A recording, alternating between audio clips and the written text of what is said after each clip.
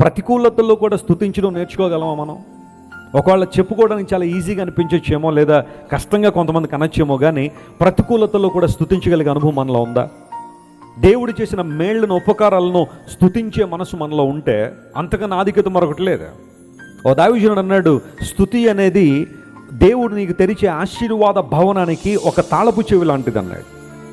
ప్రభువును ఆరాధించడం, ఆయన చేసిన మేళ్లను మర్చిపోకుండా దేవుని స్తుతించడం, ఆయన మనకిచ్చిన రక్షణను బట్టి, మన హృదయాల్లో ఉంచిన విశ్వాసాన్ని బట్టి, పరిస్థితులు ప్రతికూలంగా ఉన్న చెక్కు చెదర నమ్మకాన్ని బట్టి, దేవుడు మనకిచ్చిన కుటుంబాన్ని బట్టి, స్నేహితులను బట్టి, లేదా సంఘాన్ని బట్టి, దేవుడు మనకిచ్చిన తన వాక్యాన్ని బట్టి, వాక్య సంబంధం ఉద్యోగంలో మనం కొనసాగడానికి దేవుడు సహకరిస్తున్నా లేదా వాడుకుంటున్న సేవకులను బట్టి మనం నిజంగా ప్రభువును స్తుతించగలుగుతున్నామా?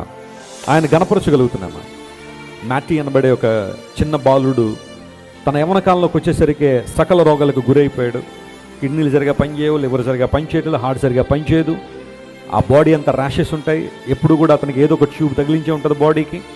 అలాంటి సందర్భంలో మ్యాటీ అనబడే ఆ యవనస్తుడు 3000 పద్యాలు రాశాడు. 3000 పద్యాలు. ఆ పద్యాలన్నింటిలో ఒక కామన్ పాయింట్ ఏంటి అంటే, లార్డ్ ఐ థ్యాంక్ యూ, ప్రభువా నీకు వందనాలు, నీకు కృతజ్ఞతలు అనే కామన్ పాయింట్ ప్రతి పద్యంలో ఉంటుందట.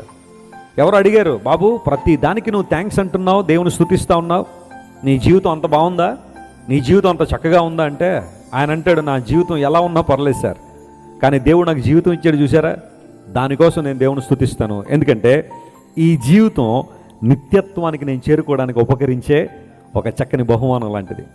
I would like to take a decision for eternity. In fact God he's created me to make a decision for my eternity through this life.